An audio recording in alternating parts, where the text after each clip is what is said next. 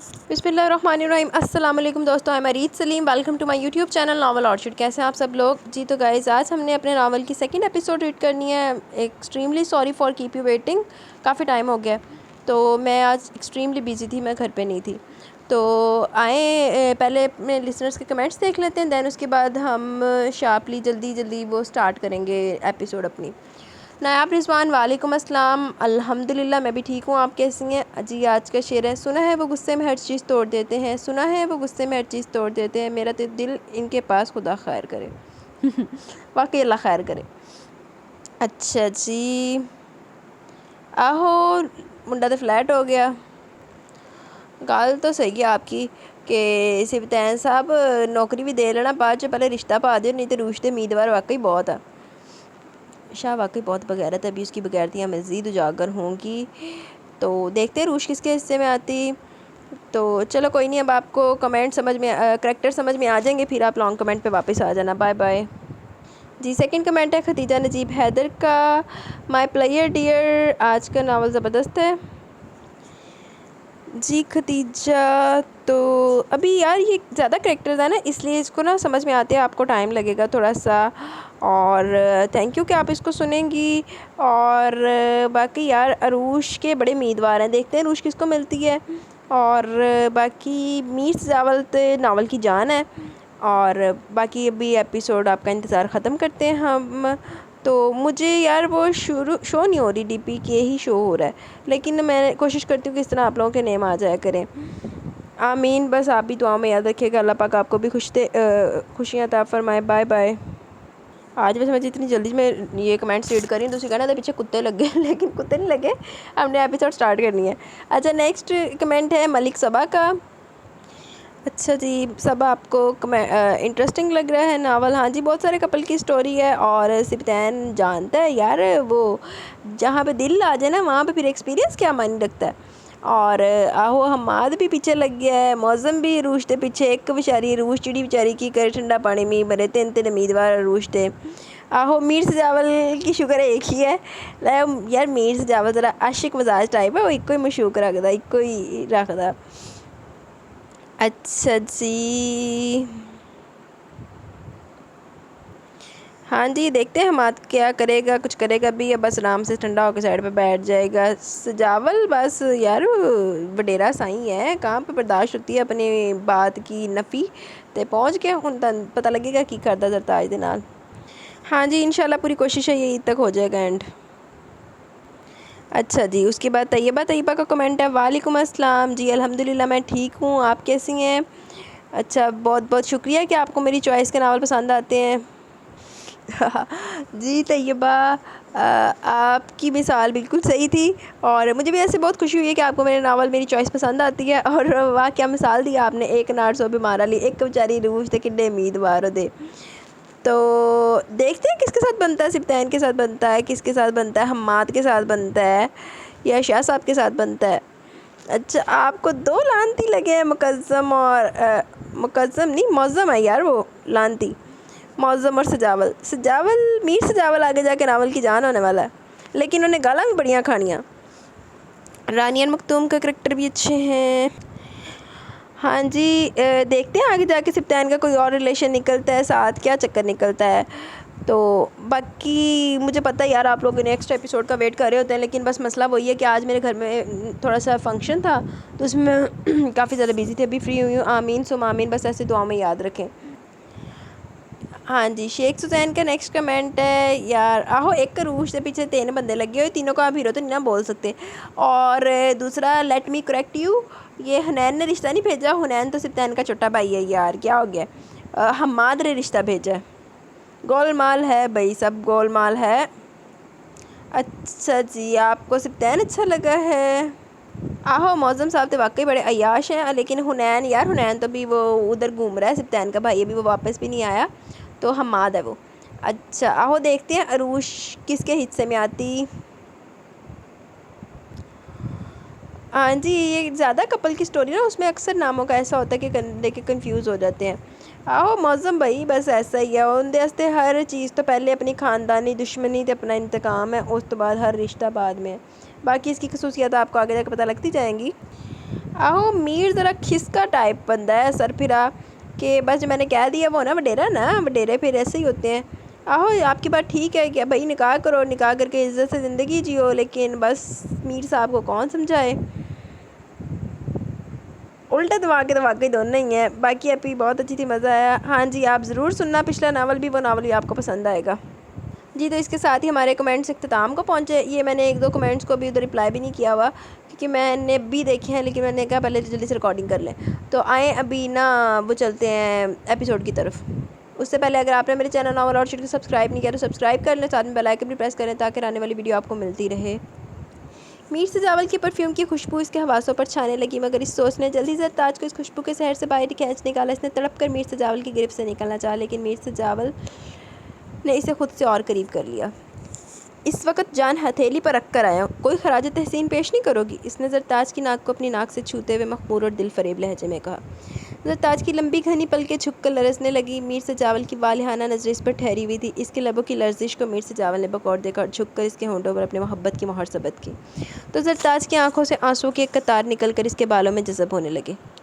मीर सजावल की दीवानगी को तूफान थमने का नाम नहीं ले रहा था। ज़रताज ने अपनी पूरी कुव्वत लगाकर इसे पीछे धकेलने की कोशिश की, तो मीर सजावल ने इसे अपनी गिरफ्त से आज़ाद कर दिया, मगर फ़ौरन ही बाजू में थाम कर इसे सामने पड़े पलंग पर बिठाया और खुद इसके कदमों में बैठ गया। अपनी जेब से पाजेब निकाली, उसका पाँव अपने घुटने पर रखकर इसके मखमली पाँव में पहना दी, फिर झुककर इसके पाँव पर बूसा लिया।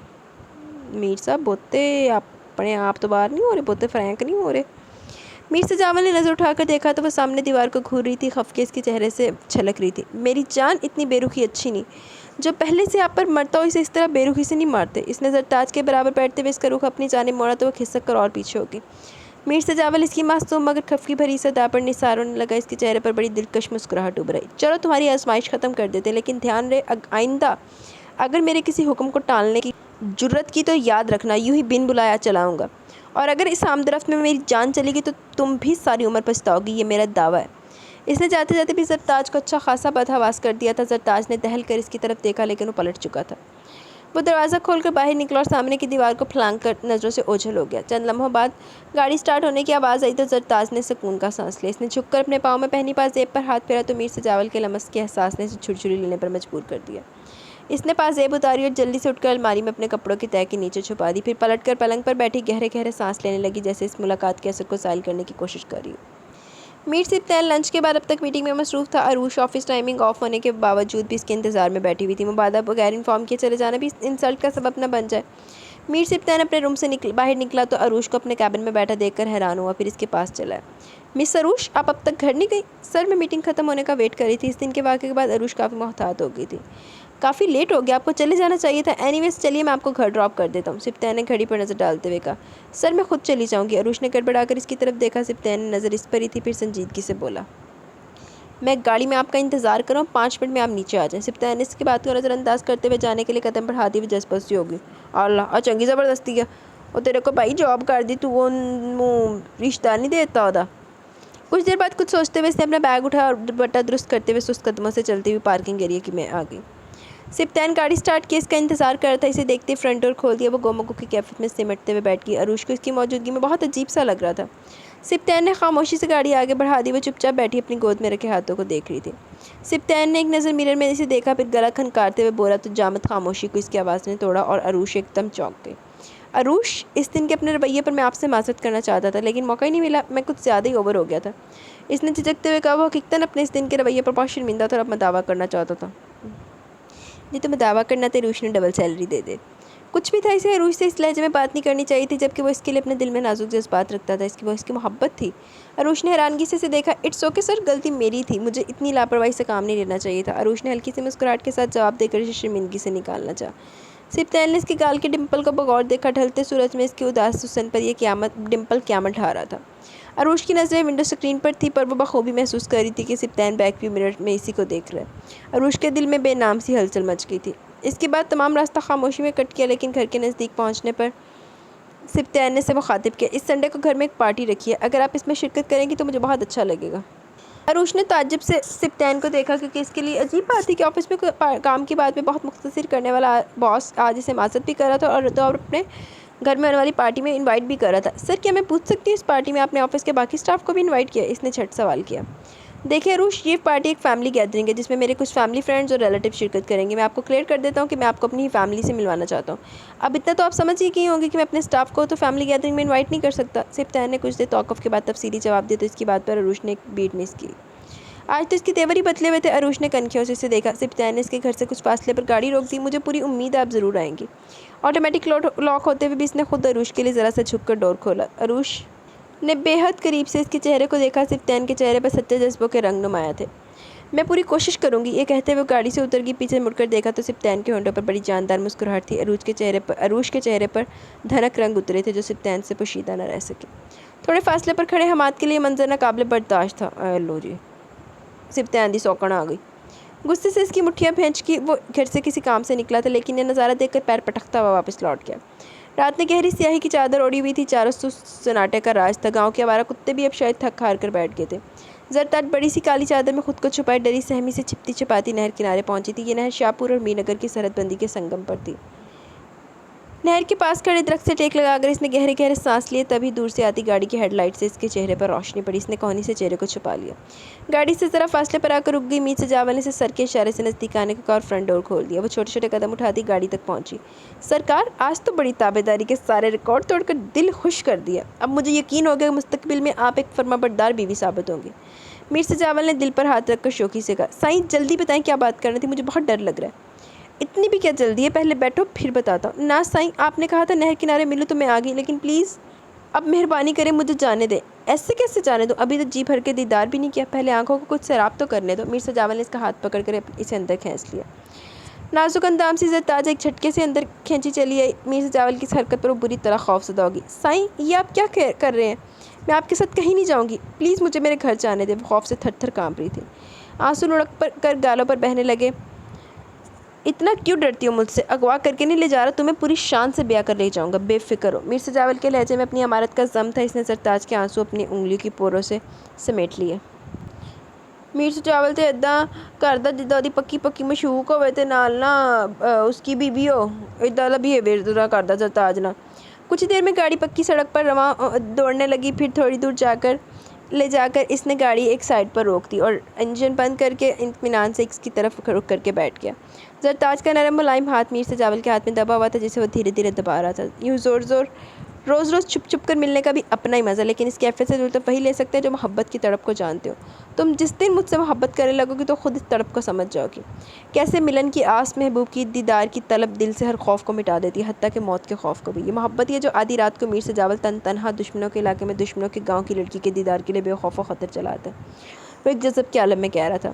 زرتاج سانس روکے اسے سن رہی تھی، پھر وہ اپنی بات پر زوردار کہکا لگا کر ہنسنے لگا۔ اس کی روشن روشن ڈارک براؤن آنکھیں بھی مسکرا رہی تھی۔ میر صاحب، تہاڈی محبت ہو گئی تے دوجے گلا بندہ جان تو جائے۔ سائیں، محبت اور دوستی اپنے برابر والوں کے ساتھ ہی سجتی ہے۔ دنیا اسے بڑی ہی تنزیہ اور تمسخر بھری نظروں سے دیکھتی ہے اور اسی لیے زیادہ دن قائم بھی نہیں رہ پاتی۔ سنو، ایک بار میری بن جاؤ، میرا وعدہ ہے تم سے، عمر بھر یوں ہی چاہوں گا تمہیں۔ میر نے اس کا ہاتھ اپنے لبوں سے لگایا۔ دنیا والوں کی باتوں اور نظروں کی پرواہ میر سجاول کبھی نہیں کرتا۔ نہ کسی میں اتنی جرأت ہے کہ کوئی میرے سامنے میرے خلاف کوئی بات کر سکے۔ اس نے سگریٹ سلگاتے ہوئے نخوت سے کہا۔ تمہیں مجھ سے محبت نہ صحیح، مجھے تو تم سے عشق ہے اور چاہنے والوں کی قدر کرنی چاہیے۔ تم تو بہت ناشکری ہو۔ اس نے زرتاج کی خوبصورت ستوان ناک کو 2 انگلیوں سے کھینچا اور پھر کھینچ کر اسے گلے سے لگا لیا۔ زرتاج پر اس کی محبت فوار بن کر برس رہی تھی اور وہ پور پور اس میں بھیگی جا رہی تھی۔ میر سائیں، ناشکری کہیں یا بے قدر کہہ لیں، لیکن جو میں دیکھ رہی ہوں وہ آپ دیکھنا نہیں چاہتے۔ بڑی حویلی والے مجھے کبھی قبول نہیں کریں گے، خاص طور پر بڑی بیگم صاحبہ، میر سجاول کی ماں۔ میں بس اپنے ماں باپ کو بے عزت ہوتا نہیں دیکھ سکتی۔ میں نہیں چاہتی میری وجہ سے ان کی رسوائی ہو۔ کچھ وقت گزرنے کے بعد وہ بمشکل میر سجاول کو خود سے الگ کرتے ہوئے بولی۔ زرتاج بڑی بیگم کے مزاج سے بخوبی واقف تھی۔ وہ ان کے گاؤں کی نہیں تھی، نہ ہی کبھی بڑی حویلی گئی تھی، لیکن گاؤں کے کمیوں کے ساتھ ان کا تحقیرآمیز رویہ کسی سے چھپا چھپا نہیں تھا۔ وہ بے ساختہ ہنس پڑا۔ اچھا، تو تم اماں سے خوفزدہ ہو؟ ان کی فکر تم مت کرو، ان میں حویلی والیوں کا روب و دبدبہ ضرور ہے مگر وہ دل کی بری نہیں ہے۔ میر سجاول ان کا اکلوتا بیٹا اور اس کی من چاہی دلہن کو وہ سر آنکھوں پر بٹھائیں گے اور باقی سب سنبھالنا میرا کام ہے۔ پھر وہ یکدم بولا۔ زری، تم میرا انتظار تو کرو گی نا، کسی اور کو تو نہیں ہو جاؤ گی نا؟ میر نے اپنی ہلکی سی سرخی سے سجی ڈارک براؤن مخمور آنکھیں اس پر مرکوز کی۔ جذبوں کی شدت سے اس کی آواز بوجھل ہو رہی تھی۔ زرتاج نے کچھ دیر سوچا، پھر بولی، ہو بھی سکتی ہوں۔ اس کی آنکھوں میں شرارت تھی مگر میر سجاول خطرناک حد تک سنجیدہ ہو گیا۔ اگر تم نے کسی اور کے بارے میں سوچا بھی تو گلا دبا کر مار دوں گا۔ اس نے بڑی بے رحمی سے زرتاج کی کلائی پکڑی اور دوسرے ہاتھ سے اس کا گلا دبوچ لیا۔ کانچ کی چوڑیاں ٹوٹ کر زرتاج کی کلائی اور میر سجاول کی انگلیوں میں چبھ گئیں۔ زرتاج کی آنکھیں ابلنے لگی اور منہ سے گھٹی گھٹی سسکی برآمد ہوئی، مگر میر سجاول کی گرفت ڈھیلی نہیں پڑی، البتہ گلے پر دباؤ کم کر دیا تھا۔ میں مذاق کر رہی تھی، کیا میں چھوٹا سا مذاق بھی نہیں کر سکتی؟ زرتاج کی آنکھیں آنسوؤں سے لبریز ہو گئی۔ میر سجاول پر متعلق بھی اثر نہیں ہوا۔ آئندہ ایسا کچھ مذاق میں بھی مت بولنا ورنہ انجام بہت برا ہوگا۔ میر سجاول کا لہجہ درشت اور خطرناک ہو گیا۔ اس نے زرتاج کی طرف دیکھے بغیر ونڈو اسکرین پر نظر جمائے، تنبیہ کی۔ یہ بھی اس کی سخت ناراضگی کے اظہار کا ایک انداز تھا۔ زرتاج کو اس کی آنکھوں میں ہلکورے لیتے غضب اور سبھی ماتھے پر پڑے بے شمار بلوں سے اس کے غضبناک موڈ کا احساس ہو گیا۔ وہ دل ہی دل میں شرمندہ ہوگی مگر کچھ بھی کہنے کی جرات نہیں کی اور خاموشی سے سر جھکا گئی۔ میر سجاول نے فوراً ہی گاڑی سٹارٹ کر کے واپسی کے راستے پر ڈال دی تھی۔ واپسی کے سفر میں میر سبطین کا موڈ بے حد خوشگوار تھا۔ اس نے موبائل سے ایک نمبر ملایا۔ ہیلو، ڈاکٹر مختوم شاہ اسپیکنگ۔ دوسری طرف کال اٹینڈ کر لی۔ میر سبطین بات کر رہا ہوں، اس نے تعارف کروایا۔ میر سبطین صاحب، کہیں یہ کیسے یاد کیا؟ مختوم شاہ کی آواز میں خوشی اور حیرانی کا ملا جلا تاثر تھا۔ اس دن آپ نے میری سسٹر کی ہیلپ کر کے مجھ پر بہت بڑا احسان کیا، میں نے سوچا کیوں نہ آپ کا شکریہ ادا کر دیا جائے۔ اس سنڈے میں نے ایک پارٹی رکھی ہے، میں چاہتا ہوں آپ ضرور شرکت کریں۔ یہ اس احسان کا بدلہ تو نہیں، لیکن میری طرف سے دوستی کی ایک پیشکش ہے۔ مختوم شاہ ان کی بات پر اور انداز پر کھل کر مسکرایا۔ کیوں نہیں، مجھے آپ کی پیشکش بہت پسند آئی۔ چلے، کوئی تو ہے جو دشمنی کی اس جنگ میں دوستی کی پہل کرنا چاہتا ہے۔ مختوم شاہ نے خوش دلی سے کہا، آپ کے بارے میں میری رائے غلط نہیں تھی، بلا شبہ آپ معظم شاہ کے مقابلے میں سمجھدار انسان ہیں۔ ہو سکتا ہے ہماری یہ دوستی اس دشمنی کی آگ کو بجھانے کے لیے مددگار ثابت ہو۔ ٹھیک ہے، سنڈے کو ملاقات ہوگی، آپ کی آمد کا انتظار رہے گا۔ میر سبطین نے اپنے دل کی بات کرتے ہوئے بات سمیٹی۔ اوکے، اللہ حافظ۔ مختوم شاہ نے کال ڈسکنیکٹ کر دی۔ مختوم شاہ، تینوں تو تیرا ابا پوچھے گا، مطلب معظم شاہ پوچھے گا تینوں۔ معظم علی شاہ شہر جانے کے لیے تیار ہو رہا تھا جب رخسانہ بیگم اس کے کمرے میں چلی آئیں۔ شاہ، تم شہر جا رہے ہو تو مجھے بھی ساتھ لے چلو۔ سمینہ ایک بار جو مل کر گئی دوبارہ نہیں آئی، شاید جھجک رہی ہو کیونکہ اس کے اتنے اصرار پر بھی میں اب تک اس کے گھر نہیں جا سکی۔ رخسانہ نے اپنی بات مکمل کر کے اس کی طرف یوں دیکھا جیسے ابھی کہہ دے گا کہ میں نہیں لے جا سکتا، آپ بلال شاہ کے ساتھ چلی جائیں۔ وہ ہمیشہ اس کی باپ جیسی اکھڑ میں زیادی سے خائف رہتی تھی۔ ان کی بات پر اس کی آنکھوں میں عروج کا عکس جھلملایا۔ کافی دن ہو گئے تھے معظم شاہ نے اس کی طرف چکر نہیں لگایا۔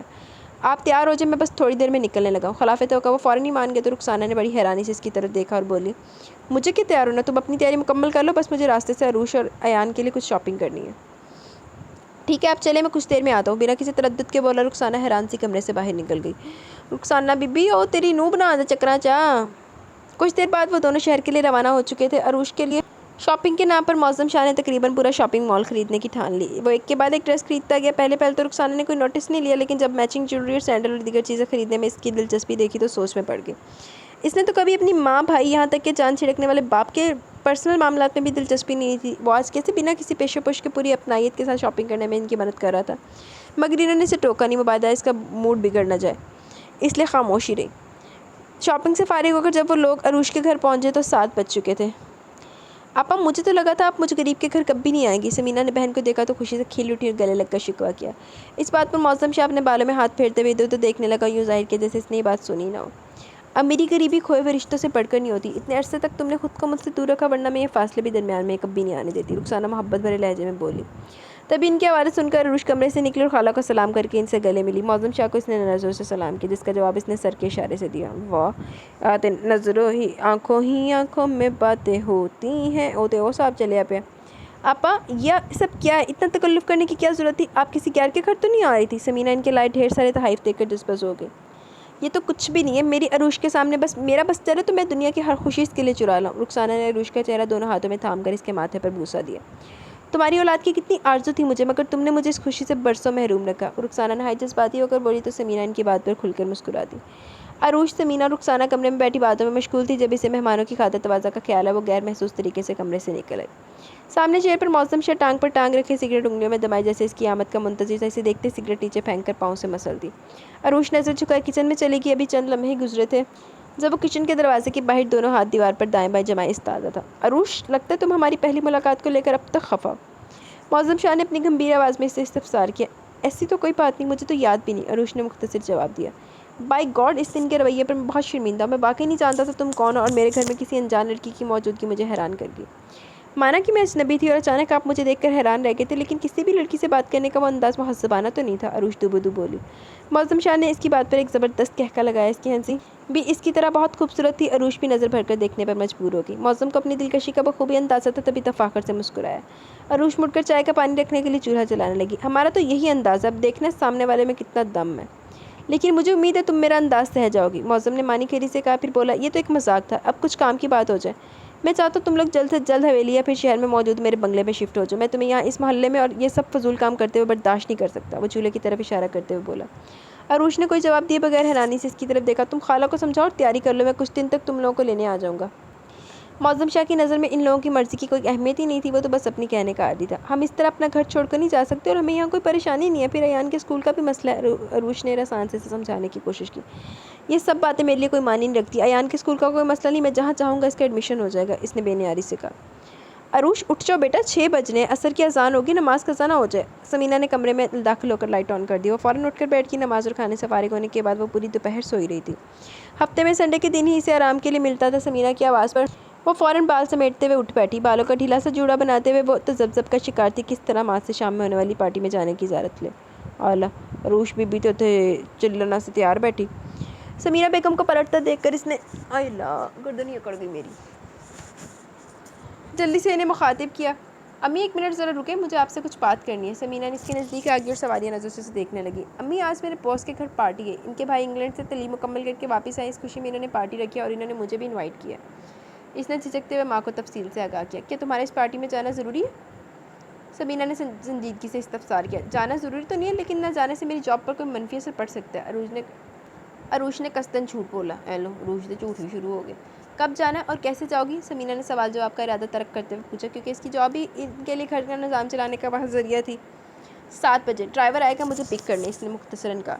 ठीक है, तुम तैयार हो जाओ, रात के खाने पर सिर्फ मैं और अयानी हो गया, मैं कुछ हल्का फुल्का बना लेती हूँ। समीना उठते हुए बोली। अरूश अपने लिए कोई मुनासिब लिबास तलाश करने लगी। 7 बजे हल्के फुल्के मेकअप के साथ वो तैयार खड़ी थी। इसने ब्लैक कलर का लिबास सेबतन किया जिस पर वाइट रेशम और मोतियों से नाजुक सा काम था। खुले बालों में एक खूबसूरत तस्वीर लग रही थी। ड्राइवर की कॉल पर माँ को खुदा हाफिज़ कहती घर से बाहर निकल आई। सिर्फ ने ड्राइवर को गाड़ी गली से बाहर खड़ी करने की हिदायत दी थी। अरूश चलते हुए गाड़ी में आकर बैठ गई तो ड्राइवर ने गाड़ी आगे बढ़ा दी। जिस वक्त अरूश मीर हाउस पहुंची, काफ़ी मेहमान जमा हो चुके थे।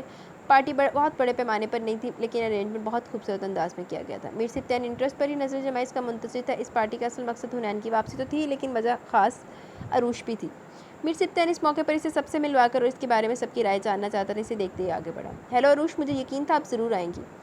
सिप्तान ने इसके दिलकश सरापे को नज़रों ही नज़रों में सराहा। वो खुद भी इस वक्त ब्लैक डिनर सूट में मलबूस स्मार्ट और हैंडसम लग रहा था। ये खूबसूरत इत्तेफाक ही था कि वो दोनों ही हमरंग कपड़ों में मलबूस थे। Matching twinning. अरूश जवाब में सिर्फ मुस्कुरा कर रह गई। वो इसे लेकर रानी की तरफ चला गया जो हुनैन से किसी बात पर उलझ रही थी। भाई देखे ना, हुनैन कहते ये गल मुझ पर बिल्कुल भी सूट नहीं करा। रानी इसे देखते चिल्लाई, लेकिन इसके साथ अरूश को देखकर एकदम छेम गई। रानिया, ये अरूश है, मेरे ऑफिस में काम करती है, और अरूश ये रानिया मेरी लिटिल सिस्टर। ये हुनैन है जो हाल ही में स्टडीज़ कंप्लीट करके इंग्लैंड से लौटा है। सिप्तान ने सबसे इसका तारुफ करवाया। हेलो अरूश। रानिया ने बढ़कर इसे हाथ मिला और फिर बेख्तियार बोली, भाई ये तो बहुत प्यारी है, जितनी आपने तारीफ़ की थी इससे भी ज़्यादा। और फिर खिलखिलाकर हंस पड़ी। सिप्तान इस गैर मुतवक्का जुमले पर गड़बड़ा गया, फिर घूर कर रानिया को देखा तो अपनी ज़ुबान दांतों तले दबा गई। इस मंजर को दूर खड़े मखतूम शाह ने दिलचस्पी से मुलाहिजा किया। अरूश ब्लश करने लगी। मखतूम साहब ज़रा नज़र ठिकाने ते रखो, की हो गया है? दुश्मना दी कुड़ी दे अखा देख रहे हो, बड़ी दिलचस्पी दे नाल अखा रख रहे हो। हुनैन ने भी पसंदीदगी की निगाह से अरूश को देखा, फिर सिप्तान के कान में सरगोशी की। Perfect couple. सिप्तान होले से हंस दिया। रानी अरूश का हाथ पकड़कर एक कोने में चली है जहाँ नगीन सूकड़ी सिमटी सोफे पर बैठी थी। वो अजीब से एहसास कमतरी में मुब्तला थी। आज से पहले इस किस्म की पार्टी में शिरकत के बारे में इसने कभी ख्वाब में भी नहीं तसव्वुर किया था। रानी गांव से वापसी पर इसे अपने साथ ही ले आई और बहुत खुशी खुशी यहाँ रह रही थी। इसका रवैया इसके साथ बेहद मुखलिसाना था और सबने इसे घर के फ़र्द की सी हैसियत दी थी। हुनैन की छेड़छाड़ से शुरू में तो वो बहुत नर्वस हुई थी, लेकिन फिर इसकी आदत समझ कर महसूस होने लगी, क्योंकि अपनी बहन के साथ भी इसका रवैया मुख्तलिफ ना था। नगीन, इनसे मिलो, ये अरूश हैं, भाई के साथ ऑफिस में होती हैं। रानी कहते हुए अरूश को साथ लिए सोफे पर विराजमान होगी। नगीन ने मुस्कुराकर थोड़ा झिझकते हुए अरूश से हाथ मिलाया। अरूश, ये नगीन है, मेरी बहुत प्यारी बहन और साथ ही दोस्त भी। रानी ने बोलते ही इसके गले में हाथ डाल दिया। रानी कितने प्यारे अंदाज में इसका तारुफ करवाने पर नगीन ने मोहब्बत से रानी को देखकर इसका हाथ थाम लिया। मीर सिप्तान मखतूम शाह के साथ गुफ्तगू में महव था जब मीर सजावल महफिल में दाखिल हुआ और एक तायराना नज़र पूरे माहौल पर डाली। तभी इसकी नज़र मीर सिप्तान से होती हुई मखतूम शाह शराजी पर ठहर सी गई। इसकी वहाँ मौजूदगी मीर सजावल को अपनी बसारत का धोखा लगा, लेकिन मखतूम शाह की वहाँ मौजूदगी हकीकत थी। आलो जी। इसके अंदर शदीद गुस्से की एक लहर उठी। इस गुस्से के लावे के फटने से पहले वो जिन कदमों पर आया था इन्हीं पर वापस लौट गया। मैं तो कैसे इतने तमाशा लगेगा। मीर के जनफर की नज़र इस पर पड़ चुकी थी। वो मीर सजावल के पीछे पलट जाने की वजह से बखूबी वाकिफ थे, इसलिए तेज़ तेज़ कदम बढ़ाते हुए लॉन के पिछले हिस्से में मेन गेट की जानिब बढ़े। मीर सजावल खोलता वादी तूफान की तरह अपनी लैंड क्रूज़र की तक पहुंचा था। ड्राइवर और गार्ड जो बड़े आरामदेह अंदाज में गाड़ी में बैठे खुशकपियों में मसरूफ़ थे, इसे सामने से आता देखकर एक झटके से बाहर निकले और मुअद्दब अंदाज में हाथ बांध कर खड़े हो गए। اس نے فرنٹ سیٹ کا دروازہ کھولا ہی تھا کہ میر غضنفر نے اس کے نزدیک پہنچ کر کاندھے پر ہاتھ رکھا۔ میر سجاول اس طرح کیوں چاہ رہے ہو؟ کم از کم ہماری بات تو سن لو۔ میر سجاول نے بلا پلٹے ان کا ہاتھ اپنے کندھے سے جھٹک دیا۔ مجھے کچھ سننے کی ضرورت نہیں ہے، میں خود سب کچھ اپنی آنکھوں سے دیکھ کر آیا ہوں۔ ہمارے دشمنوں سے ہمارے خاندان والے راہ و رسم بڑھا رہے ہیں، تو ایسے نام نہاد رشتہ داروں کی محفل میں ہمارا کیا کام؟ میر سجاول نے ان کے چہرے کی طرف دیکھنا بھی گوارا نہیں کیا۔ اس وقت اس کے تن بدن میں آگ لگی ہوئی تھی۔ میر سجاول تے موزم دی نا کیٹیگریاں ملدیاں جلدیاں۔ دیکھو، اس دشمنی سے ہمیں آج تک کچھ حاصل نہیں ہوا سوائے نقصان کے۔ اگر اس کو ختم کرنے کی کوئی راہ نکلتی ہے تو یہ ہمارے اور ہمارے آنے والی نسل کے لیے ایک فائدہ مند ہوگی۔ مکتوم شاہ بھی اسی خاندان کا حصہ، وہ چاہتا تو میرا علاج کرنے سے صاف انکار کر دیتا، لیکن اس نے ہر رنجش کو بالائے طاق رکھتے ہوئے ہماری مدد کی۔ تم بھی اس بات کو سمجھو، اس مارا ماری میں کچھ نہیں رکھا۔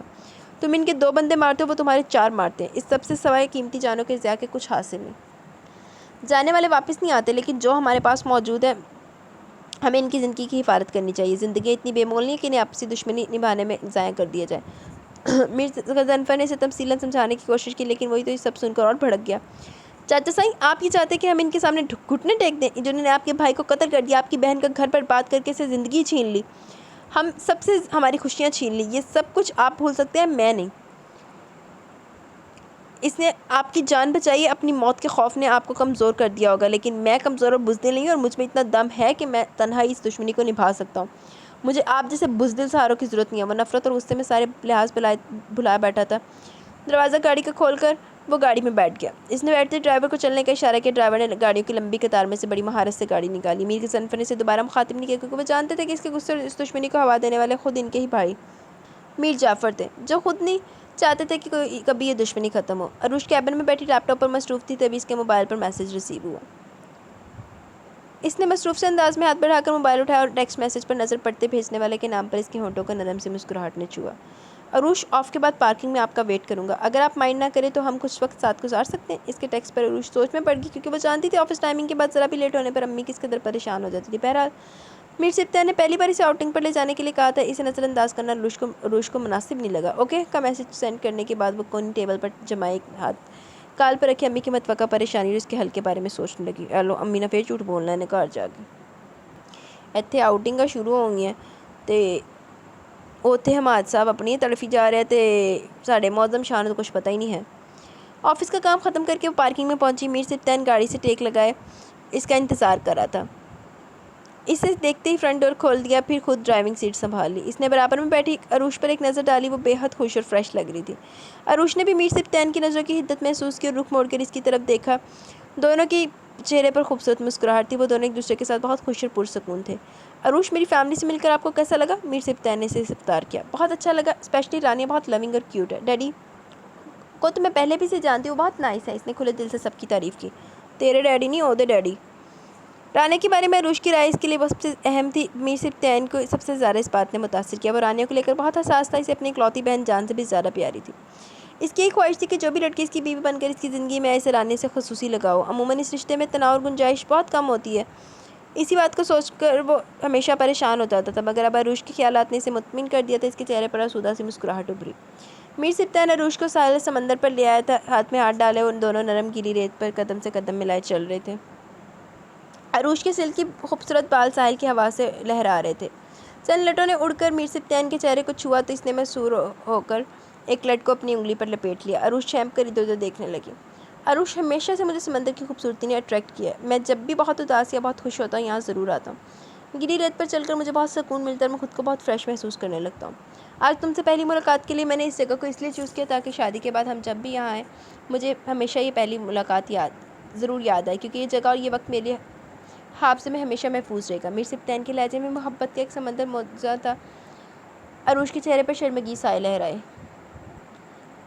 थैंक्स सर, अपने एहसासात में मुझे शामिल करने के लिए। लम्हात और मुलाकात मेरे लिए भी बहुत कीमती और अनमोल है, मगर आपने जिस तरह अपनी इस जगह से अपनी वाबस्तगी से बाहर है, मेरे लिए भी इस जगह को इतना ही अहम बना दिया जितनी आपके लिए। अब ये मेरे लिए हादसे में भी हमेशा के लिए महफूज हो गई है। अरूश ने इसी के अंदाज में कहा और खिलखिलाकर हंस पड़ी। इसका डिम्पल बहुत गहरा हो गया था। हाय, जिथे रूश दे दूजे दोनों आशिक भी देख लैन तो उन्हें दिल तक ही बीते। मीर सिब्तैन ने इसके इस तरह कहने पर फलक शगाफ कहका लगा। प्लीज़ अब ये सर कहना बंद करो। शादी के बाद बेडरूम में भी इसी तरह सर कहोगी तो मुझे ऑफिस और घर का फ़र्क कैसे पता चलेगा? सिब्तैन ने लतीफ़ से अंदाज में इसके सरजनिश की। तो फिर क्या कहकर आपको पुकारूं? अरूश ने आंखें पटपटाई। अरूश कोई बहुत ही तेज़ नहीं है, बहुत ही फास्ट है। جان بولو گی تو مجھے بہت اچھا لگے گا۔ سبطین نے جان بوجھ کر اسے چھیڑا۔ عروش یکدم اچھل پڑی اور نفی میں سر ہلانے لگی۔ میر سبطین بے اختیار ہنس پڑا۔ سبطین، صرف سبطین، میر سبطین نے اسے مشکل سے نکالا۔ اوکے، کوشش کروں گی، اب چلیں، مجھے دیر ہو رہی ہے، امی پریشان ہو رہی ہوں گی۔ سر، عروش نے اسے تنگ کرنے کے لیے سر کہہ کر پکارا، پھر اس کے خطرناک تیور دیکھ کر زبان دانتوں تلے دبا کر ناک چڑھائی۔ میر سبطین نے اس کی شرارت پر بڑھ کر اس کی نازک سی ناک کو انگلیوں سے دبا دیا۔ آج میرے پاپا کہہ کے گئے ہیں بس آدھے گھنٹے جو فارغ ہو کے تو اوپر آ جائے، بہت گرمی ہے نیچے۔ میں کہا آپ چلے، میں آتی ہوں ذرا۔ تو کوئی نہیں، میں اب آپ پہ اتنا ظلم نہیں کروں گی کہ میں آپ کو چھوٹی سی ایپیسوڈ دوں۔ آپ لوگوں نے کہنا ساڑی تو داڑھ بھی گلی نہیں ہوئی۔ مرزا جاول نے گھر میں قدم رکھا تو وہاں ایک ہنگامہ برپا تھا۔ ہال کے بیچوں بیچ ملازم رحیم بخش ہاتھ جوڑے پڑا تھا اور میر جعفر اس کی درگت بنانے میں مصروف تھے۔ بابا صاحب، یہ سب کیا ہو رہا ہے؟ کیوں مار رہے ہیں اسے؟ اس نے کڑے تیوروں سے رحیم کو گھورتے ہوئے استفسار کیا۔ مرزا جاول کی آواز تو رحیم بخش کے کانوں میں پڑی تو اس کی روح فنا ہوگی۔ وہ جانتا تھا کہ اب اس کی جان کے لالے پڑ جائیں گے۔ اسلام آباد جانے سے پہلے 25 لاکھ کی رقم میں نے اس حرام خور کے ہاتھ میں ڈریسنگ روم کے لاکر میں رکھوائی تھی۔ اب میں نے اس سے وہ رقم نکالنے کو کہا، نمک حرام کہتا ہے رقم وہاں نہیں ہے، غائب ہو گئی ہے۔ اس نمک حرام کے سوا کسی اور ملازم کو میرے کمرے میں قدم رکھنے کی اجازت نہیں ہے۔ کسی ملازمہ کی اتنی جرأت نہیں وہ حویلی میں ہاتھ صاف کرے۔ یہ اس خبیث کی کارستانی ہے۔ میر جعفر نے جوتا زمین پر پھینک کر بہنتے ہوئے قہر برساتی نگاہ رحیم پر ڈالتے ہوئے تفصیل بیان کی۔ میر جعفر آج صبح اسلام آباد سے سینٹ کے اجلاس میں شرکت کے بعد گاؤں پہنچے تھے اور بد نصیب رحیم بخش کی شامت آ گئی تھی۔ چھوٹے میر صاحب، اللہ سائیں کی قسم میں نے چوری نہیں کی، میری پشتوں نے اس حویلی میں غلامی کی، اگر میں چوری کروں گا تو ان سب کی روحیں تڑپیں گی، میں ایسا سوچ بھی نہیں سکتا۔ رحیم بخش نے مرزا جاول کو ہاتھ میں چمڑے کا پٹا لیے بڑھتا دیکھا جو اس کے اشارے پر ملازم دوڑ کر استبل سے لایا تھا۔ وہ ہاتھ جوڑے گھگیانے لگا۔ مرزا جاول کے کانوں میں رحیم بخش کی کوئی فریاد، کوئی دہائی اثر نہیں کر رہی تھی۔ اس چمڑے کے پٹے سے رحیم بخش کی کھال ادھڑتی جا رہی تھی۔ تمام ملازم لائن سے کھڑے تھر تھر کانپ رہے تھے۔ فائزہ بیگم دور سے پیڑے صوفے پر بیٹھی یہ تماشا سکون سے ملاحظہ کر رہی تھی۔ سونا سائیں، بس کر دو، کیوں اس حرام خور کے لیے خود کو ہلکان کر رہے ہو؟ اس کو نورے کے حوالے کر دو، وہ خود ہی سے سچ اگلوا لے گا۔ جب مرزا جاول کا جنون حد سے سوا ہونے لگا تو وہیں سے بیٹھی بلند آواز میں بڑے لاڈ سے مرزا جاول کو قابو کرنے کی کوشش کی۔ رقم تو وہ پہلے بڑی صفائی سے لاکر سے نکال کر اپنے بھائی کو روانہ کر چکی تھی۔ گاہیں بگاہیں موقع دے کر میر جعفر کی نظر بچا کر اس کی مدد کرتی رہتی تھی۔ دیکھتے صحیح، ایک لانتی عورت دیوارہ تو ایک بیچارہ غریب کو ٹھکا رہے ہیں۔ وہ بھی چند دنوں میں رقم اڑا کر کھا کر پھر سے بہن کے سامنے دستے سوار ہو جاتا اور فائزہ بیگم اپنے اوباش بھائی کی محبت میں مرزا جاول کی دولت بے دریغ لٹا دیتی۔ مگر اس بار ذرا جلد بازی میں رقم میر جعفر کی نظروں میں آگے رحیم بخش پھنس گیا، کیونکہ میر جعفر کے تقریباً کاموں کی ذمہ داری رحیم بخش پر ہی تھی۔ نورے، اس نمک حرام کو کوارٹر میں لے جاؤ، ایسی مرمت کرو کہ خود اگل دے، اس سے رقم برآمد کرو پھر تھانے پہنچا دینا، باقی کام تھانے دار خود سنبھال لے گا۔ مرزا جاول نے حقارت سے کہتے ہوئے رحیم کو ایک لات رسید کی۔ رحیم بخش کی چیخو پکار آہو بکا کو خاطر میں نہ لاتے ہوئے نورا اسے گھسیٹتا ہوا حویلی کے پچھلے حصے کی طرف لے جا رہا تھا۔ اسے ہڈیوں کا سرما بنانے میں کمال حاصل تھا۔ موسم بہت خوشگوار ہو رہا تھا۔ دن بھر چلچلاتی دھوپ پڑنے کے بعد شام میں اچانک ہی بادلوں نے آسمان کو ڈھک دیا۔ رانیہ لان میں بیٹھی نگین کا انتظار کر رہی تھی جو موسم کی رنگینیوں کو دیکھ کر پکوڑے بنانے کے لیے کافی دیر سے کچن میں تھی۔ نگین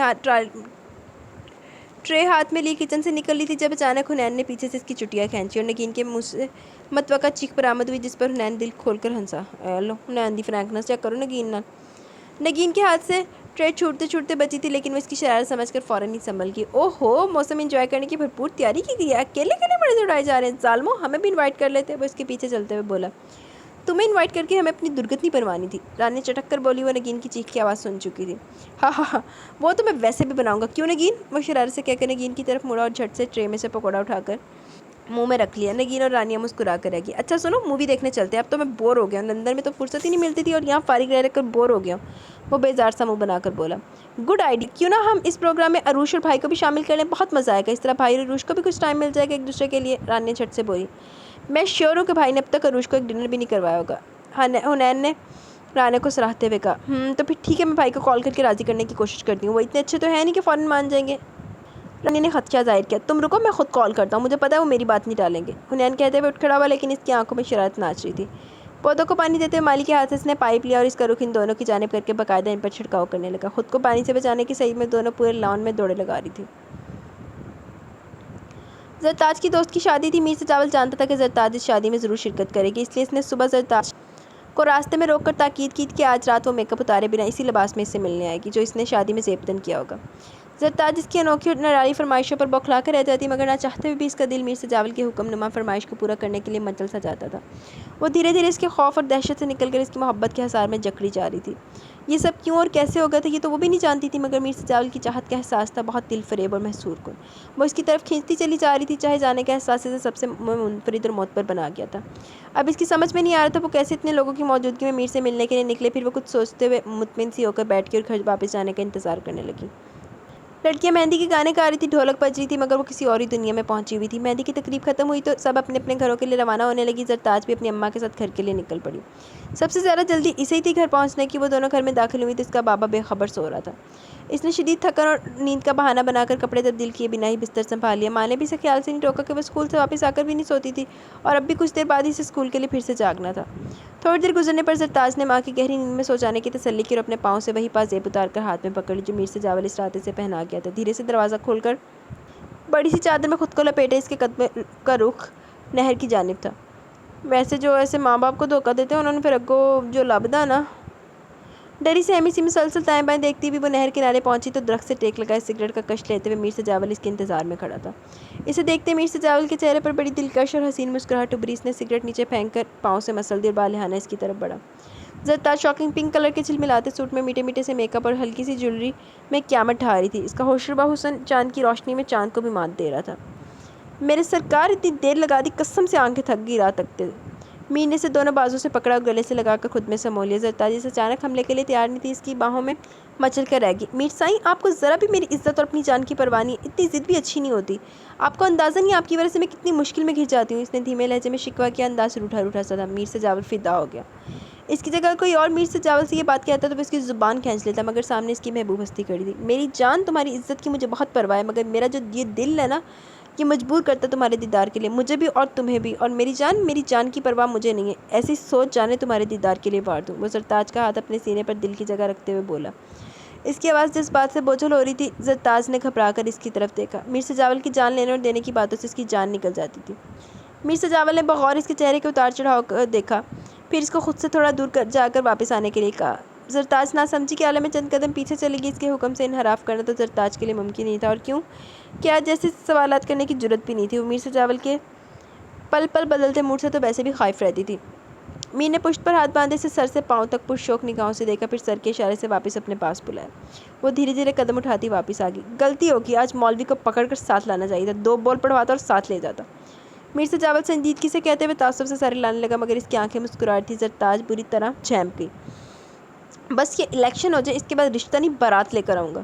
میر کی اس بات پر زرتاج کا دل پوری قوت سے دھڑکا، چہرے پر گلال بکھر گیا۔ میر نے بڑی دلچسپی سے اس کے چہرے پر ابھرنے والے تاثرات کو اپنی نظروں میں قید کیا۔ وہ نیچے زمین پر بیٹھ گیا اور زرتاج کو بھی کھینچ کر اپنے اوپر گلا لیا۔ سائیں اب میں جاؤں؟ اماں ابا میں سے کوئی جاگ گیا تو مصیبت ہو جائے گی۔ میر کی بات نظر انداز کرنے کے لیے پریشان سی بولی۔ میر سجاول نے اس کے دودھیا ہاتھ پکڑ کر لبوں سے لگائے۔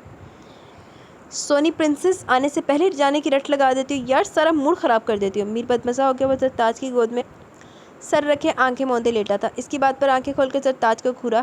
زرتاج نے حیرانی سے اس کی طرف دیکھا، پھر اس کی نظروں سے خوفزدہ ہو کر پلکیں جھکا لی۔ سائیں خدا کا خوف کرے، اتنی دیر گزر گئی مجھے آئے ہوئے، اب تو جانے دے، کسی نے دیکھ لے تو بہت برا ہوگا، مجھے خود سے بھی زیادہ آپ کی پرواہ ہے۔ وہ بے بسی سے اس کی منت کرنے لگی۔ میر سجاول اس کی بے بسی پر جی بھر کر محظوظ ہوا۔ اس کی مخمور ہوتی نگاہیں اس کے چہرے پر مرکوز تھیں۔ میر سجاول کے عشق اور زرتاج کے حسن کا جادو اس وقت اس کے سر پر سر چڑھ کر بول رہا تھا۔ اچھا رو مت، چلی جانا، پہلے ادھر آؤ۔ میر نے ہاتھ اونچا کر کے انگلیاں اس کے بالوں میں پھنسائی اور اس کے چہرے کو اپنے چہرے پر جھکا لیا۔ قسمت ان کے ملن پر دور کھڑی اداسی سے مسکرا رہی تھی۔ مووی کا کلائمیکس چل رہا تھا، سب دلچسپی سے مووی دیکھنے میں مگن تھے جب میر سبطین نے آہستگی سے عروش کا نازک سا ہاتھ اپنے ہاتھ میں لے لیا۔ یہ لو ادھر انہاں دی عشق مشوقی چل رہی، اتھے میر صاحب اپنی میرا نے نا بہتے ایڈوانس ہوئے ہیں، شرم لا کے چھٹی ہوئی کسی پاسے۔ عروش کا ہاتھ میر سبطین کے ہاتھ میں کپ کپا کر رہ گیا۔ اس کے اندر مزاحمت کی بھی ہمت نہیں تھی۔ میر سبطین نے بہت خوبصورت اور نفیس سا بریسلیٹ کا لاک کھولا اور اس کے ہاتھ میں پہنا دیا، جس نے نہ جانے کب سے عروش کے لیے خرید کر رکھا تھا، لیکن وہ کسی مناسب موقع کی تلاش میں تھا۔ آج اسے یہ موقع مل گیا تھا۔ ماں صدقے جائے۔ تھینکس۔ عروش نے سکرین پر نظر جمائے کہا۔ اس میں میر سبطین کی آنکھوں میں دیکھنے کی سکت نہیں تھی۔ بریسلیٹ لین دی سکت ہے، ہاتھ پان کے فلماں دیکھن دی بھی سکت ہے عروش دے وچ، جن میں بہت خوبصورت رنگ جھلملا رہے تھے۔ اس کی نظریں خود پر جمی محسوس کر کے عروش نے اپنا سر جھکا دیا۔ اس کی مسکراہٹ واضح تھی اور اس مسکراہٹ سے اس کے گال پر پڑنے والا ڈمپل بھی۔ میر سبطین بڑی میوے سے اسے تک رہا تھا۔ مووی دیکھنے کے بعد وہ لوگ پارکنگ ایریا میں کھڑے ڈنر کے لیے جگہ ڈیسائیڈ کر رہے تھے جب عروش بیچ میں بول پڑی۔ پلیز مجھے گھر ڈراپ کر دے، ڈنر میں بہت دیر ہو جائے گی، امی پریشان ہو رہی ہوں گی، وہ تفکر سے بولی۔ फ़ोन कलर के स्टाइलिश ड्रेस में वो आम दिनों से कहीं बढ़कर पुरकशिश लग रही थी। रीबा को कॉल करके वो माँ के लिए ये पैगाम भिजवा चुकी थी कि आज से ऑफिस से वापसी पर थोड़ी देर हो जाएगी, लेकिन अब वक्त कुछ ज़्यादा ही हो गया था, जिसे फ़िक्र में मुब्तला कर गया। अरूश अभी सिर्फ 8 बजे हैं, टाइम ओवर नहीं हुआ, हम 1 घंटे में तक डिनर से फारिग हो जाएंगे, फिर आपको घर ड्रॉप कर देंगे, रानी ने इसे तसल्ली देते हुए कहा। आपने आंटी को इन्फॉर्म तो कर दिया, फिर क्यों परेशान हो रही हैं? हुनैन ने सवालिया नज़र इस पर टकाई। इसका बिल्कुल मूड नहीं था कि बोलो कि जल्दी वापस लौट जाए। हुनैन, अरूश ठीक कह रही है, इस तरह देर रात तक घर से बाहर रहना ठीक नहीं है, जबकि इसकी ऑफिस टाइमिंग बहुत देर पहले ख़त्म हो चुकी है। मीर सिप्तैन इसकी परेशानी समझते हुए संजीदगी से बोला। वो अरूश के चेहरे पर नुमाया घबराहट महसूस कर रहा था। वो इसे अपनी वजह से परेशानी में मुब्तला नहीं देख सकता था। हुनैन, तुम रानी और नगीन को डिनर के बाद घर ले जाना, ड्राइवर तुम्हारे साथ रहेगा, मुझे अरूश को ड्रॉप करके एक ज़रूरी काम से जाना है। ओके भाई। हुनैन ने इसकी बात से बिना कोई इख्तलाफ किया हामी भरी। मीर सिप्तैन ने अरूश को गाड़ी में बिठाकर खुद ड्राइविंग सीट पर आकर बैठ गया और गाड़ी स्टार्ट करके आगे बढ़ा दी। अरूश, तुमने मेरा ब्रेसलेट खुद पहनाना माइंड तो नहीं किया? मीर सिप्तैन ने अपना खदशा ज़ाहिर किया। अरूश ने धीरे से अपना सर नफ़ी में हिला दिया। अरूश तो पहले तैयारी बैठी है। थैंक्स। मीर सिप्तैन पुरसुकून हो गया, फिर बोला, मैं चाहता हूँ हमारे दरमियान इतनी अंडरस्टैंडिंग हो जाए कि हम दोनों को ज़िंदगी की नई शुरुआत करने में किसी दिक्कत का सामना नहीं करना पड़े। इसके बाद ही मैं डैडी को आपकी मदर से मिलवाऊंगा। चलो जी, तो पहले रिश्ता भेज दे। अरूश, तुम इस फैसले से दिल से राज़ी हो ना, या महज मेरे रुतबे का लिहाज करी हो? मीर सिप्तैन आज अपने तमाम शकों को शुबहात दूर कर लेने के मूड में था, क्योंकि वो बहुत जल्द अरूश को अपनी ज़िंदगी में शामिल कर लेना चाहता था। अरूश इसकी मोहब्बत की सच्चाई और पाकीज़गी से अच्छी तरह वाकिफ़ हो चुकी थी, लेकिन अपने जज्बात को लफ्ज़ों में बयान करने से झिझक रही थी। इसे समझ नहीं आ रहा था वो किन अल्फाज में इसकी तर्जुमानी करे। कुछ फितरी शर्म और कुछ रुतबे का लिहाज आड़े आ रहा था। आय अल्लाह, इसलिए फ़कत इतना ही कह पाई, मैं नहीं जानती ये सही है, ये गलत। मोहब्बत एक पाकीज़ा जज्बा है जिसे अल्लाह पाक ही हमारे दिलों में पैदा करते हैं, और अगर अल्लाह ने मुझे आपसे मिलवाया तो मेरे लिए कुछ अच्छा ही सोचा होगा। मैंने अपने मुस्तकबिल के हर फैसले का इख्तियार अल्लाह के बाद अपनी अम्मी पर छोड़ा। वही वाहिद रिश्ता है मेरा इस दुनिया में, वो जो भी फैसला करेंगी मुझे मंजूर होगा। तो रूश बीबी, शुरू तो फैसले का इख्तियार अपनी अम्मा ने दे देना सी, या होटलिंग बाद चो कर लेंदी, ब्याह तो बस सारी उम्र होटलिंग ही करनी है। अरूश ने नहायत सादगी से अपने दिल की बात कह दी, और साथ ही मीर सिप्तैन को ये भी जता दी कि इसका अपनी माँ से कितना मजबूत रिश्ता हुआ। इनकी इजाज़त के बगैर अपनी मोहब्बत को परवान हरगिज़ नहीं चढ़ाएगी, डेटा शेटा मार लेगी बस। मीर सिप्तैन जो पूरी हिमाक से इसकी तरफ मतवज्जा था, इसकी बात पर मुतमिन सा होकर मुस्कुरा दिया। अरूश का हाथ अपने हाथ में ले लिया। अरूश, तुम्हें कभी मुझसे मायूसी नहीं होगी, मेरे लिए तुम्हारा हर फैसला काबिल एहतराम होगा। मीर सिप्तैन बहुत खुश था, इसकी सादगी पर भी और फ़ख्र भी महसूस कर रहा था अपनी पसंद पर, जिसे इसने एक नज़र में अपना जीवन साथी चुना था। मीर सिप्तैन ने गाड़ी घर से गली से ज़रा फासले पर रोकी। अरूश से गुड नाइट कहकर गाड़ी से उतर आई। सिप्तैन भी इसे सी ऑफ करने के लिए बाहर निकले। दरवाज़ा खामे खड़ा था जब दोनों की नज़र गली से निकलती ब्लैक लैंड क्रूज़र पर पड़ी और इसमें बैठे मौज़म अली शाह शराजी पर। इसी वक्त शाह ने भी दोनों को एक साथ देखा तो इस पर हैरत का पहाड़ टूट पड़ा। शाह कुछ देर कबल ही अरूश के घर पहुंचा था। अरूश को गैर मौजूद पाकर इसने इंतहाई खुरदरे लहजे में समीना से इसके बारे में इस्तफसार किया। जब समीना ने इसकी जॉब के मुतालिक बताया तो वो तिल मिला कर रह गया, और इस वक्त इसने अरूश के जॉब छोड़ देने का हुक्म जारी कर दिया। समीना बेचारी खामोशी से सर हिलाकर रह गई, वो इसके हुक्म से खिलाफ करने के काबिल नहीं थी, चुप होकर रह गई। शाह गाड़ी से नीचे उतरा, ज़ोरदार आवाज़ में दरवाज़ा बंद करके इन दोनों की तरफ आया। What a pleasant surprise! तो अरूश साहिबा मीर सिप्तैन के ऑफिस में जॉब कर रही हैं, जॉब के साथ साथ रात ये तक इनके साथ सैर सपाटे भी किए जा रहे हैं। इसने तंज़िया अंदाज में धीरे से तालियां बजाई, जबकि इसके अंदर गुस्से का एक जवार फाटा रूठ रहा था। ज़ुबान संभाल कर बात करो मौज़म शाह, मैं सिर्फ मिस अरूश को घर ड्रॉप करने आया था, मेरी सोच तुम जैसी घटिया नहीं है। मीर सिप्तैन का लहजा बरहम मगर आवाज़ धीमी थी। मीर सिप्तैन की आवाज़ सुनते ही शाह ने बढ़कर इसका गिरेबान पकड़ लिया। शाह के चारों गार्ड्स गाड़ी में से कूद कर बाहर निकल आए और सिप्तैन पर गन्स तान ली।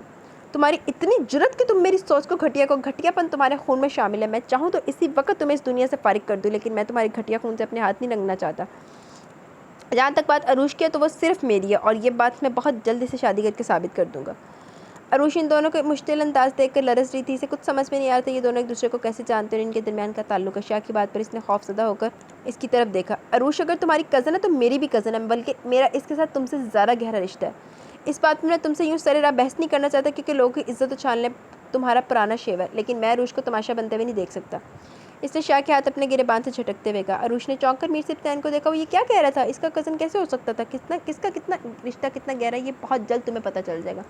लेकिन तब तक के लिए मैं तुम्हें वार्निंग दे रहा हूँ, अगर तुमने दोबारा अरूश से रब्ता कायम करने की कोशिश की तो इस रुए ज़मीन पर तुम्हें मुझसे बचाने वाला कोई नहीं होगा। शाह घूमकर अरूश के पास किया और इसकी कलाई पकड़ कर इंतहाई सफाकी से बोला।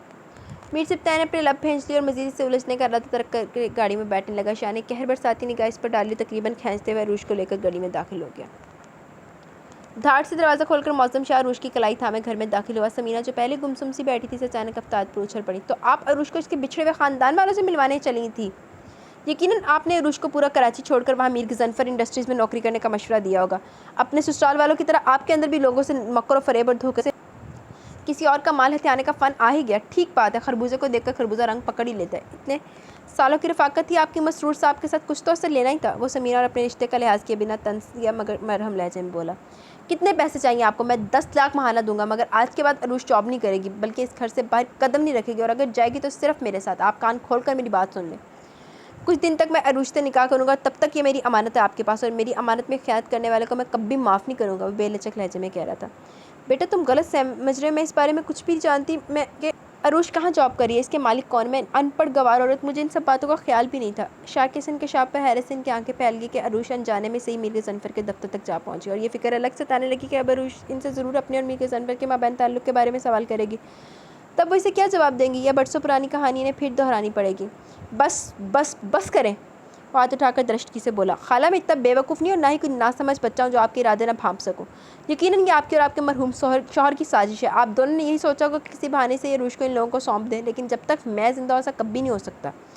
اس کے لہجے سے میں ارادوں کی پختگی تھی۔ کل میں آؤں گا اور عروش کو شاپنگ کے لیے لے جاؤں گا۔ عروش شادی کی تیاری کے لیے جو بھی ضروری سامان تمہیں چاہیے اس کی لسٹ بنا لینا، اور یہ بات اپنے ذہن میں بٹھا لو کہ تمہاری شادی صرف مجھ سے ہوگی۔ اس نے ماں کے پہلو میں کھڑی لب کاٹتی عروش سے براہ راست کہا۔ عروش نے بے بسی سے چپ چاپ سر جھکا دیا۔ معظم شاہ اپنا فیصلہ سنا کے جا چکا تھا، اور اس کے جاتے عروش ماں سے لپٹ کر پھوٹ پھوٹ کر رو دی۔ اعلیٰ، معظم شاہ اپنے آپ ہی تاریخ پکی کری جا رہے ہیں۔ امی میں معظم شاہ سے شادی نہیں کروں گی، میں اس جیسے سخت گیر انسان کے ساتھ زندگی نہیں گزار سکتی۔ سمینہ دلاسا دینے کے انداز میں اس کی پیٹھ تھپ تھپانے لگی۔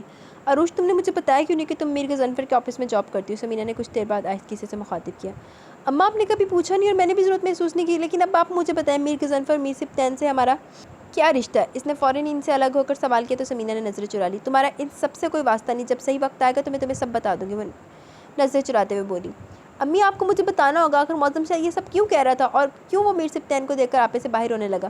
کیوں میر سبطین نے کہا کہ میں اس کی کزن ہوں؟ آپ نہیں جانتی میں اس وقت کس ذہنی اذیت سے گزری ہوں، وہ بے حد الجھی ہوئی تھی۔ ہائے، میں بھی گرمی کی اذیت سے گزری، میری آج صبح سے بہت طبیعت ابازار قسم کی ہوئی ہے، گرمی بہت زیادہ ہے، اور ابھی بھی میرے ہاتھ پاؤں سے سیک نکل رہا ہے، لیکن میں بھی بیٹھ کی ریکارڈنگ میں نے کہا کر لوں۔ اور ابھی تھوڑی دیر پہلے جب مجھے دھسکا لگا نا، میں نے پانی ڈالا منہ میں سے تھا، لیکن وہ ناک سے نکلا، وہ دماغ کو بھی چڑھ گیا، تو وہ بس ہاتھوں پیروں پہ آ گئی تھی میں۔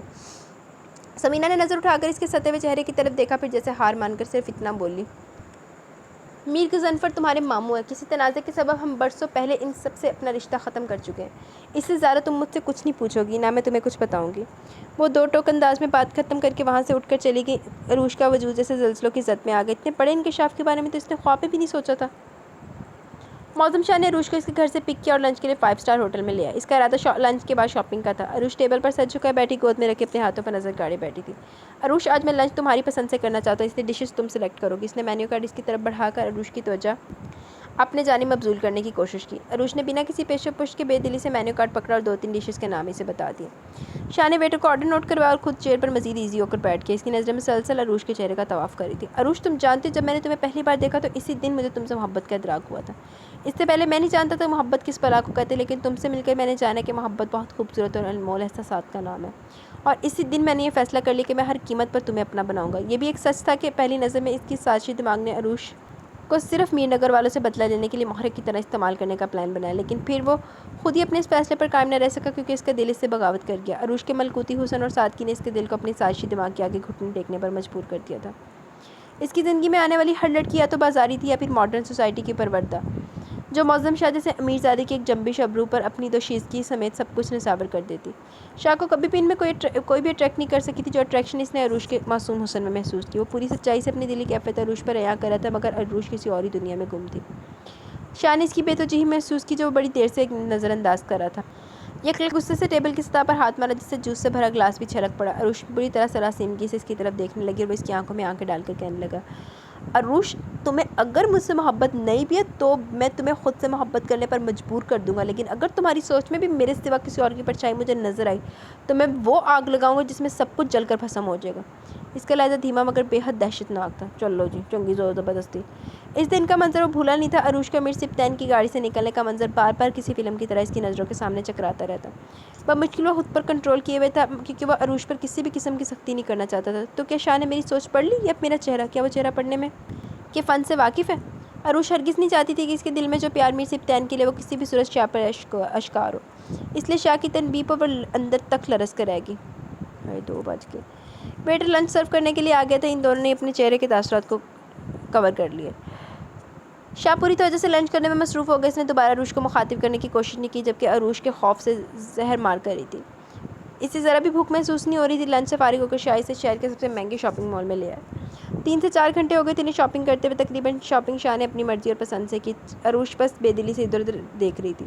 شاہ نے بھی اس کی جھجک کو محسوس کرتے ہوئے زیادہ زور نہیں دیا. ڈھیر ساری شاپنگ بیگز وہ گارڈ کے ساتھ گاڑی میں رکھوا چکا تھا. پھر بھی کچھ شاپر ہاتھ میں لیے ایک ہاتھ سے عروش کا ہاتھ تھامے باقی کی شاپنگ کل تک کے لیے ملتوی کر کے وہ اس لیے پارکنگ میں چلا آیا. وہ دونوں اپنی گاڑی کی جانب بڑھ رہے تھے جب میر سبطان کی نظر ان پر پڑی. عروش کے چہرے سے ہوتی ہوئی شاہ کے ہاتھ میں دبے اس کے ہاتھ پر جا کر ٹھہر گئی. وہ دونوں بھی اسے دیکھ چکے تھے. عروش نے شرمندگی سے سر جھکا لیا جبکہ شاہ کے ہونٹوں پر تفاخر بڑی مسکراہٹ کھیلنے لگی. میر سبطان کی آنکھوں میں مرچیں سی بھر گئی. وہ اپنی آنکھوں میں بے پناہ جلن محسوس کر رہا تھا. میر دے نال تے بڑی پیڑی ہوئی. شاہ کے جلتے سلگتے دل پر پھوار سے برسنے لگی. بالکل ایسی جلن اس نے عروش کو میر سبطان کی گاڑی سے اترتے ہوئے دیکھ کر محسوس کی تھی. میر سبطانی نے نظر انداز کر کے فوراً ڈرائیونگ سیٹ پر بیٹھ گیا. شاہ کا موڈ یکدم ہی خوشگوار ہو گیا. اسٹیئرنگ سنبھالتے ہوئے اس نے اپنا بازو برابر بیٹھی عروش کے گرد پھیلا لیا. ایک ہوتے نا ਇੱਥੇ ਦੇ ਜਿਹੜੇ ਹੀਰੋ والے کریکٹر ہے نا وہ بڑے ہی کوئی بولڈ قسم دے ہے. فیض علی کل ہونے والی صفدر شاہ کی الیکشن کمپین کی تیاریاں کیسے چل رہی ہیں؟ میر سے جاول بڑی شان سے صوفے پر بیٹھا. ایک ہاتھ صوفے کی پشت پر پھیلائے دوسرے ہاتھ موبائل تھامے نظریں اسکرین پر جمائے اپنے خاص ملازم سے مخاطب تھا. سائنس زبردست چل رہی ہے. بڑا شاندار پنڈال سجایا اس بار. فیض علی مانی خیری سے مسکرایا. میر سے جاول نے ایک ٹانگ سامنے پڑی ٹیبل پر رکھی ہوئی تھی جبکہ دوسری فرش پر جسے فیض علی بڑی دل جمی سے دبا رہا تھا بیٹھی تھی. میں بھی میر سے جاول وغیرہ ہی ہوئی ہیں لیکن میرے اتنا کوئی نہیں گھٹ رہا. اس نے پرسوچ انداز میں ہنکارا بھرا موبائل آف کر کے سائڈ پر رکھ دیا. کل کیا کرنا ہے اور کس طرح کرنا ہے اپنے بندوں کو سمجھا دیا نا. ذرا سی بھی گڑبڑ نہیں ہونی چاہیے. اور دھرنے والوں کو سمجھا دینا زیادہ شور شرابہ کرنے کی ضرورت نہیں ہے. باقی کام میرے بندے سنبھال لیں گے. فیض علی قیمت سب کو منہ مانگی دینا مگر ذرا سی بھی کوتاہی ہوئی کام میں یا صفدر علی کی کمپین کامیاب ہوگی تو فیض علی میں تیری کھال کھچوا دوں گا. اس نے جھک کر اپنی گن فیض علی کی کن پٹی پر رکھ دی. سائیں آپ نے جو بھی کام میرے ذمہ لگایا کوئی گڑبڑ نہیں ہوئی تو اب بھی نہیں ہونے دوں گا. آپ بے فکر ہو جائیں. کل سب کچھ آپ کی خواہش کے مطابق ہوگا. فیض علی پہلے تو سانس کھینچ کے پھر ہاتھ چھوڑ کر گھگیانے لگا. گڈ فار یو فیض علی صاحب. ایڈے بھی دعوے نہ کر کے بعد جو تین چھتر پہن میر کو میر دے چھتر نہیں چمڑے نہ چمڑی دیر دا. ٹھیک ہے ذرا ڈرامے نہ کر. جانتا ہوں تجھے. میر نے سے ہاتھ اٹھا کر چپ کروا دیا. فیض علی دوبارہ اس کی ٹانگ پہلے سے بھی زیادہ دلجمی سے دبانے لگا. یہ بتا زرتاج اسکول سے سیدھا گھر گئی تھی؟ گاؤں کا کوئی آوارہ چھوکرا اسے تنگ تو نہیں کرتا؟ زرتاج کے بارے میں استفسار کرتے ہوئے اس کی آواز ایک دم ہی نرم پڑ گئی. داڑھی پر ہاتھ پھیرتے ہوئے اس کے وجیح چہرے پر چاہت کے رنگ اترنے لگے. سائیں بی بی جب اسکول یا گھر سے نکلتی ہیں نورا ارد گرد ہی رہتا ہے. اس لیے کسی کی بھی ہمت نہیں ہوتی کہ اس کے ساتھ بدتمیزی کرنے کی کوشش کرے. فیض علی نے تفصیلاً جواب دیا. میر سے جاول ہنکارا بھر کر سگریٹ سلگانے لگا. ایک کش لے کر وہ مزید ایزی ہو کر بیٹھ گیا. کل کا دن اس کے لیے بہت اہم تھا مگر وہ اس وقت بھی فرصت سے زرتاج کے بارے میں سوچنے پر مجبور تھا. وہ اب تک کل رات ہونے والی ملاقات پر مسحور تھا. اس کے خوبصورت کٹاؤ والے ہونٹ پر دلکش مدھم مسکراہٹ تھی. صفدر شاہ شیرازی اور معظم شاہ شیرازی صبح سویرے الیکشن کمپین کے نکلے تھے. ابھی وہ پنڈال سے کچھ فاصلے پر تھے جب شاہ کو یہ خبر ملی کہ پنڈال تک جانے والی گاڑی کو مظاہرین نے بلاک کیا ہوا ہے جو ان کے خلاف احتجاج کرنے کے لیے جمع ہوئے تھے. شاہ کی کشادہ پیشانی پر اس خبر سے تفکر کی لکیریں نمایاں ہوئیں. اس نے صفدر شاہ کو اس خبر سے آگاہ کیا جو دوسری گاڑی میں سوار تھے اور ساتھ ہی سب کچھ ہینڈل کر لینے کی تسلی بھی دی. تھوڑی دیر میں ان کا قافلہ پنڈال تک جانے والی سڑک کے نزدیک پہنچ چکا تھا. مظاہرین دھرنا لگائے بیٹھے تھے. اس نے ڈرائیور کو گاڑی سائڈ میں لگانے کا حکم دیا. خود نیچے اترا ہے. شاہ مضبوط قدم اٹھاتا ہوا مظاہرین تک پہنچے. سے دیکھتے لوگوں نے نعرے بازی شروع کر دی. شاہ نے تحمل سے کام لیتے ہوئے ان لوگوں کو سمجھانے کی کوشش کی جو بلا جواز دھرنا لگائے بیٹھے تھے اور اس کی کوئی بات سننے کے لیے بھی راضی نہ تھے. انہوں نے ایک ہنگامہ برپا کیا ہوا تھا. شاہ نے اپنے اندر اٹھنے والی غصے کی لہر کو بڑی مشکل سے کنٹرول کیا. بالآخر اسے ان لوگوں کو منتشر کرنے کے لیے پولیس کی مدد لینا پڑی. وہ ایس پی آفس کال کرنے کے لیے واپس گاڑی کی طرف بڑھ گیا. تبھی مظاہرین پر اچانک فائرنگ ہونے لگی. فائر نہ جانے کس طرف سے کیے گئے تھے. بہرحال چاروں طرف بھگدڑ مچ گئی. مظاہرین منتشر ہو چکے تھے. اس نے ڈرائیور کو پنڈال لے جانے کا حکم دیا اور کچھ دیر بعد وہ لوگ پنڈال پہنچ گئے. پارٹی ورکرز نے بھرپور طریقے سے انہیں ویلکم کیا. صفدر شاہ ڈائز پر کھڑے تقریر کر دی جب شاہ کو ایس پی کی کال موصول ہوئی. ایس پی شاہ کو آگاہ کر رہا تھا کہ مسئلہ کافی پیچیدہ ہو گیا. مظاہرین کا بیان ہے کہ ان پر حملہ معظم شاہ نے کروایا. شاہ نے اس کی بات تحمل سے سنی مگر اس کا دماغ بہت تیزی سے کام کر رہا تھا. گندا جینا برکت چھیتی کر دا. اس نے ایس پی کو یہاں سے فارغ ہونے کے بعد ایس پی آفس پہنچ کر معاملے سے نپٹنے کی تسلی دی اور کال ڈسکنیکٹ کر دی. اس طرح کے مسئلوں سے نپٹنے کے ہر داؤ پیچ پہ معظم شاہ ماہر تھا اور اچھی طرح جانتا یہ حرکت کس کی ہے. اس نے پرسوچ نگاہیں سامنے تقریر کرتے صفدر شاہ پر مرکوز کر دی. میر سبطان 3 دن سے ذہنی کشمکش میں مبتلا تھا. عروش اس کی کزن ہے. اس بات کا انکشاف اس پر عروش کی ڈاکومنٹ فائل دیکھتے ہی ہو گیا تھا جب اس نے عروش کا پورا نام عروش مسرور غزنوی پڑھا تھا. مگر اس نے عروش پر یہ حقیقت واضح نہیں ہونے دی کہ وہ اس کے بارے میں جان گیا، لیکن اب معظم شاہ سے اس کے وابستگی سے حیران کر گئی۔ سندس پھپھو کی ڈیتھ کے بعد جس طرح مسرور کے ذہنی اپنی فیملی کو لے کر لاپتہ ہو گئے تھے، اس نے بچپن سے لے کر آج تک یہی سنا کہ دوبارہ انہوں نے گاؤں کے کسی بھی رشتہ دار سے رابطہ نہیں کیا۔ رخسانہ شاہ نے اپنی بہن اور سبطین کے ڈیڈی اور چچا جعفر نے اپنی بھانجی کو ڈھونڈنے کی بہت کوشش کی، لیکن ان کا کوئی سراغ نہیں مل سکا۔ پھر سب اپنی کوششوں میں تھک ہار کر بیٹھ گئے تو کیا سمینہ آنٹی معظم شاہ اور ان کی فیملی سے رابطے میں تھی؟ یہ سوچ اسے پریشان کیے دے رہی تھی۔ پھر معظم شاہ کا کھلے عام عروج سے شادی کا اعلان عروج کی رضامندی کے بغیر تو ممکن نہیں تھا۔ یقیناً عروج نے کوئی کمٹمنٹ کی ہوگی۔ شاپنگ مال میں معظم شاہ کے ساتھ شادی کی شاپنگ کرتے ہوئے ٹکرانا عروج کی بے وفائی کا منہ بولتا ثبوت تھا۔ چلو جی، عروج نے بے وفا سمجھ لیتا، چاروں پاسے عروج ہی پیس گئی۔ یہی بات میر سبطین کو عروج کے ذہنی سے بدگن کر گئی تھی۔ وہ اپنی سوچوں میں غلطا تھا جب موبائل کی ٹون نے اسے چونکا دیا۔ مکتوم شاہ کا نمبر دیکھ کر اس نے کال اٹینڈ کر لی۔ ہیلو میر سبطین، یار کہاں گم ہو آج کل؟ نہ سلام نہ دعا۔ میں نے سوچا آج خود ہی کال کر کے خیریت دریافت کر لوں۔ بس کچھ مصروفیت تھی پچھلے دنوں، سبطین نے سنجیدگی سے جواب دیا۔ اچھا، کچھ خاص قسم کی مصروفیت تھی؟ مکتوم شاہ نے خوشگوار موڈ میں بات کی شروعات کی۔ اس کی کال کا مقصد کچھ اور تھا۔ کچھ خاص نہیں، وہی آفس ورک لوڈ۔ تم بتاؤ کہاں ہو؟ کال کرنے کی بجائے خود چلے آتے تو ہم ساتھ ہی لنچ کر لیتے۔ لنچ کا ارادہ تو میرا بھی ہے، مگر مصروفیت نے اجازت نہیں دی اور گاؤں سے نکلنے کا موقع بھی نہیں مل سکا۔ جب فرصت ملے تب آ جانا، سبطین نے مختصراً کہا۔ یا تمہارے متعلق ایک خبر گردش کری ہے کچھ دنوں سے کہ تم نے معظم شاہ کے قافلے پر حملہ کروایا۔ مجھے اسے خرافات میں پڑھنے کا کوئی شوق نہیں اور نہ ہی میری معظم شاہ سے کوئی ذاتی دشمنی ہے۔ سبطین اس کی بات سے شاک تو ہوا تھا، مگر اس نے مکتوم شاہ کو محسوس نہیں ہونے دیا۔ لیکن اس نے ایف آئی آر تو تمہارے خلاف درج کروائی ہے، جبکہ معظم شاہ خود بھی یہ بات اچھی طرح جانتا تھا، یہ کام میر سے جاول کے سوا اور کسی کا نہیں ہو سکتا۔ مکتوم شاہ ایک بار پھر اسے حیران کر دیا تھا۔ اس بات کی وضاحت معظم شاہ بہتر طریقے سے کر سکتے ہیں۔ میں نہیں جانتا اس نے ایسا کیوں کیا اور نہ ہی جاننا چاہتا ہوں، وہ سرد مہری سے بولا۔ لیکن میں جانتا ہوں، مکتوم شاہ نے ڈرامائی انداز اپنایا۔ میر سبطین خاموشی سے اس کی اگلی بات کا منتظر تھا۔ کہیں سب کے پیچھے وجہ مس عروج تو نہیں؟ مکتوم شاہ صاحب کو اسے بولا۔ میرا مس عروج سے کوئی واسطہ نہیں اور نہ میں اتنا جذباتی اور بے وقوفوں کے اس کے لیے یہ سب خرافات کرتا پھروں۔ میر سبطین کے لہجے کی آنچ مکتوم شاہ پل بھر میں محسوس کر گیا، لیکن اسے جتانے کی کوشش نہیں کی۔ کچھ دیر ادھر ادھر کی باتیں کرنے کے میر سبطین نے کال ڈسکنیکٹ کر دی اور خود تھکے تھکے انداز میں بیڈ پر دراز ہو گیا۔ سائڈ ٹیبل پر پڑے کافی کے مگ میں موجود کافی ٹھنڈی ہو چکی تھی۔ جی تو گائز، یہاں پہ ایپیسوڈ اپنے اختتام کو پہنچی۔ اب میری طبیعت تھوڑی خراب ہو رہی ہے گرمی کی وجہ سے نا، تو انشاءاللہ کل ملیں گے نیو ایپیسوڈ کے ساتھ۔ تب تک کے لیے اپنا بہت سارا خیال رکھیں، دعا میں بہت زیادہ یاد رکھیں، اور میری دوست کے لیے دعا کریں، اس کی طبیعت خراب ہے تھوڑی سی، تو اللہ پاک اس کو شفا دے ایشم کو، تو اس کے بہت سارے اپنی دعاؤں میں یاد رکھیں۔ انشاءاللہ کل ملیں گے نیو ایپیسوڈ کے ساتھ، تب تک کے لیے اپنا بہت سارا خیال رکھیں، دعاؤں میں یاد رکھیں۔ اللہ حافظ۔